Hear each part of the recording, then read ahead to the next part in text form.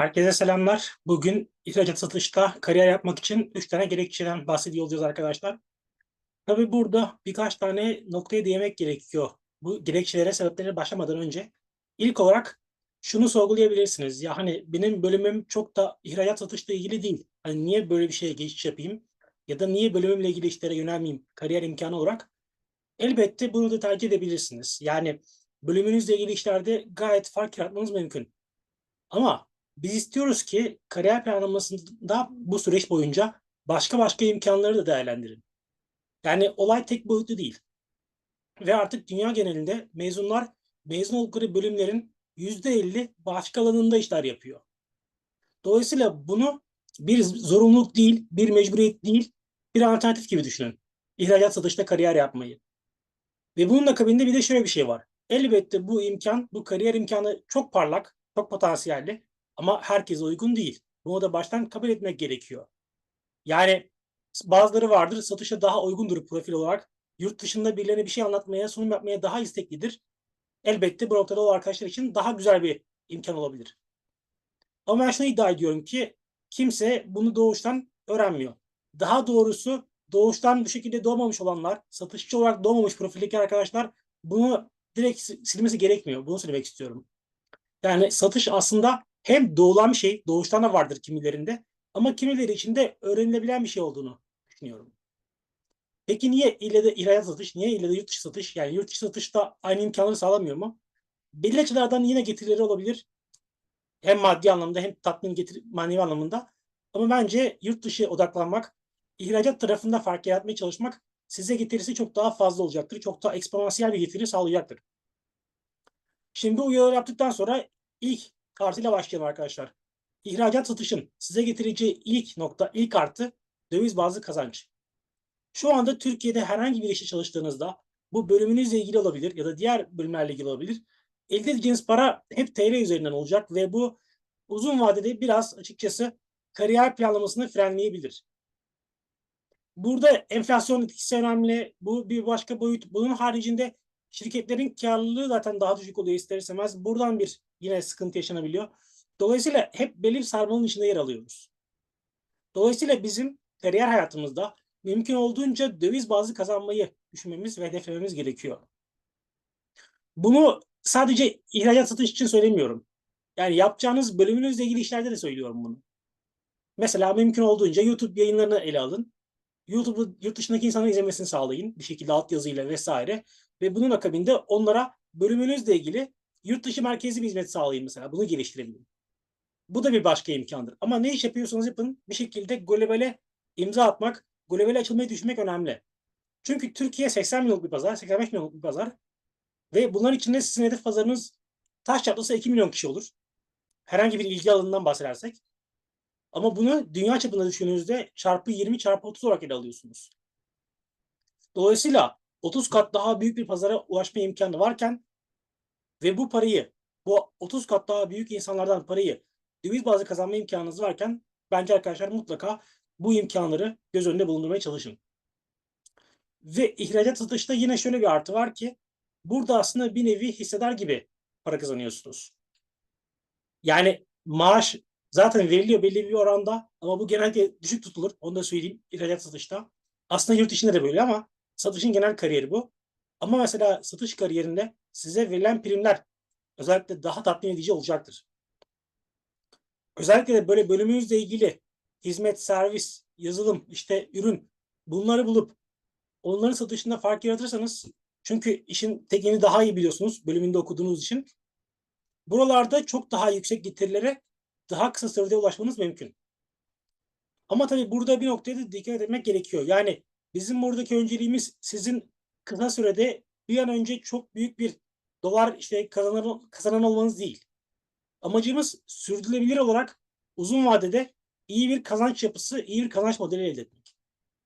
Çünkü şu anda arkadaşlar ne iş yapıyorsanız yapın bir şekilde yorulacaksınız ve emek sarf edeceksiniz. Yani günde 9 saat 10 saat mesaiden bahsediyoruz. Dolayısıyla yapacağımız işlerin karşılığını almamız gerekiyor. Bunu stabil işte maaş merkezli, maaş bazlı ve belli mesai saatleri, belli görevler edinen işlerde elde etmeniz çok kolay değil. Biraz risk almak gerekiyor. Satışın riski şu, maaşı düşük mesela.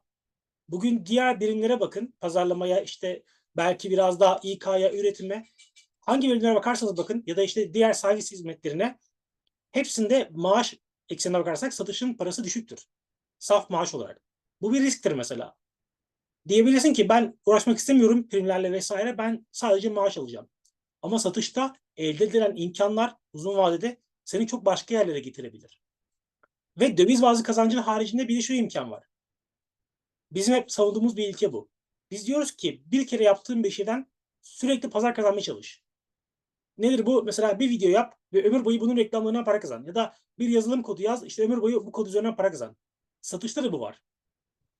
Sen bağladığın biraz var. Yani %100 değil de bir kere bağladığın müşteriyi hayat boyu sana sipariş verdikçe sen o şirkette kaldığın sürece prim kazanmaya devam ediyorsun.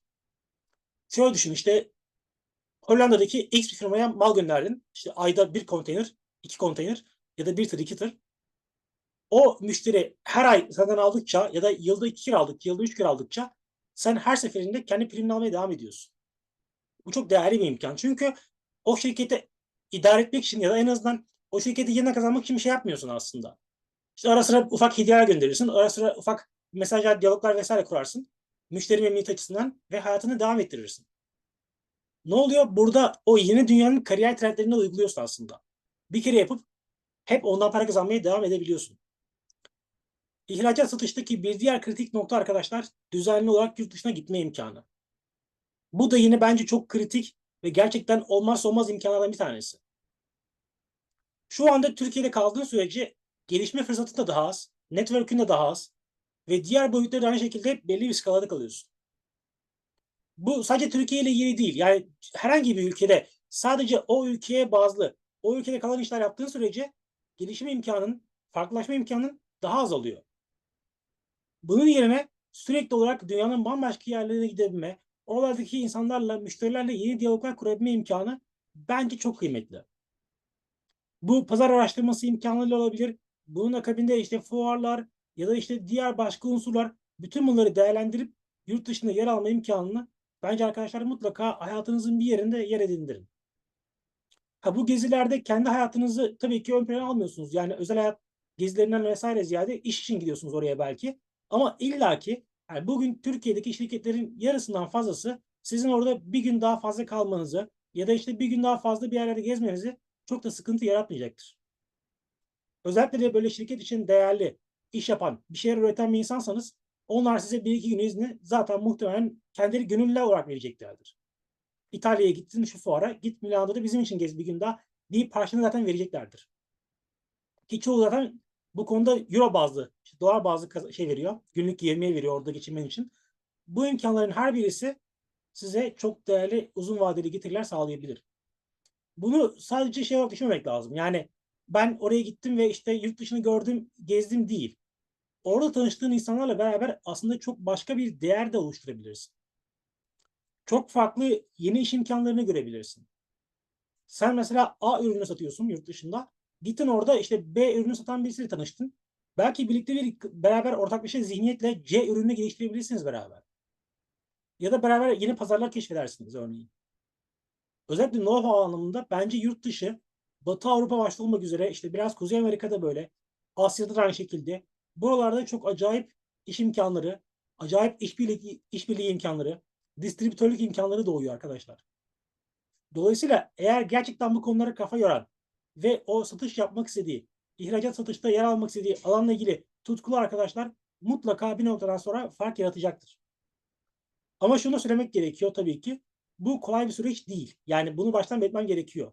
Bunun için işte o ikinci yabancı dil ise ikinci yabancı dil, bunun haricinde belli bir süre düşük maaşsa düşük maaş, bunun gibi pek çok unsur başlangıçtaki o zor aşamalar olarak karşınıza çıkacak.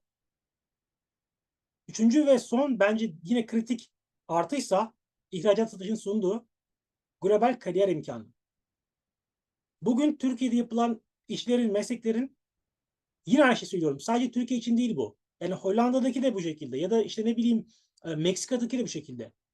O ülkede yaptığınız işlerin çoğunluğunun globalde bir karşılığı yok. Çünkü globaldeki şirket sizin o şirkete ne yaptığınızı bilemez. O şirketin o pazardaki yerini bilemez.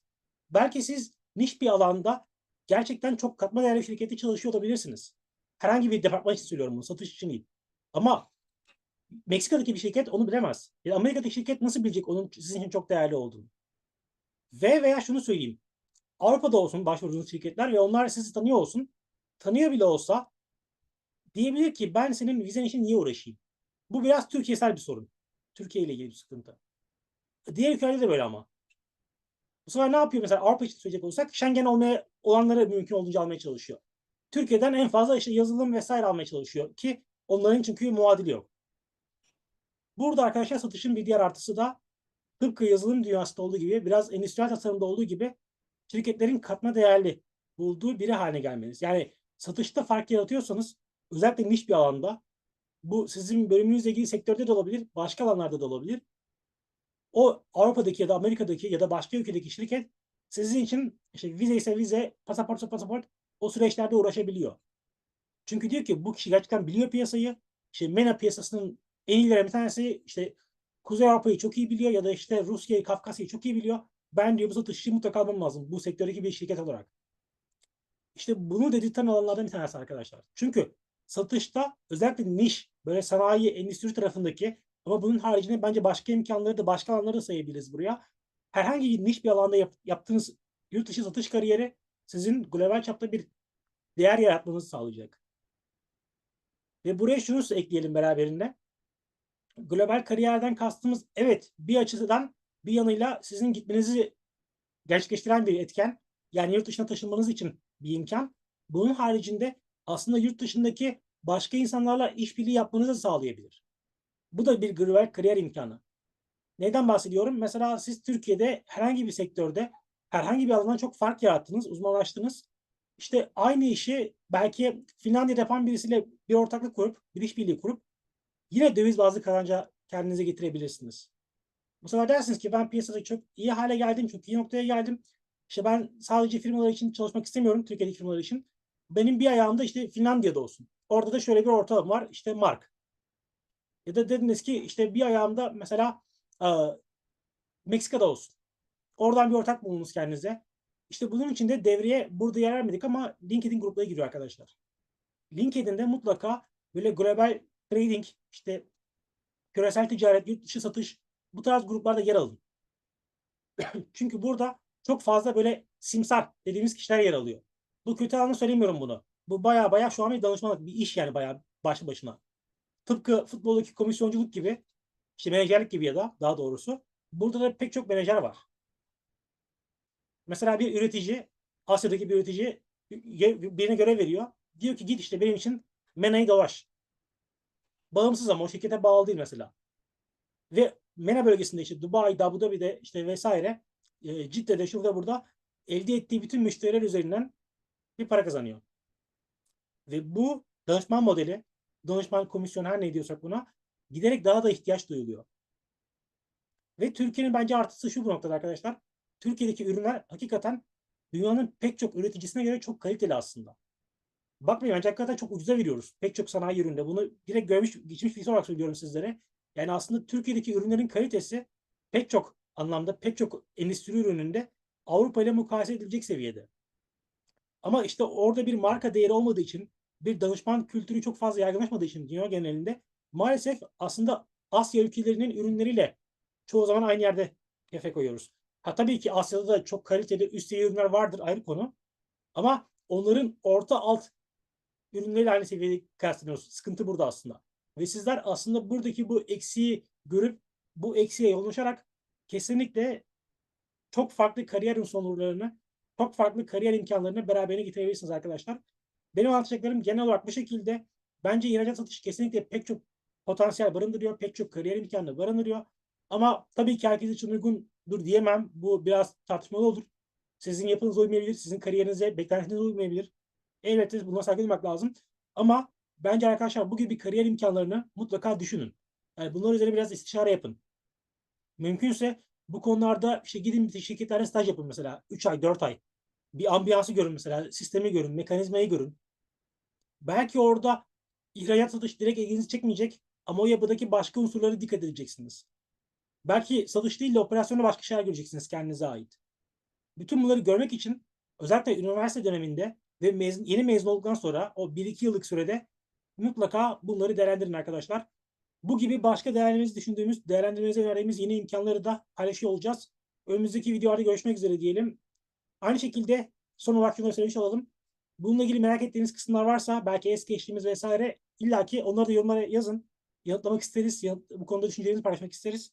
Eğer bu videodan beslendiğinizi düşünüyorsanız, bu video size bir şeyler kattıysa videoyu beğenip kanalımıza abone olarak ve destek olabilirsiniz. Önümüzdeki videoda görüşmek üzere arkadaşlar. Şimdilik hoşçakalın.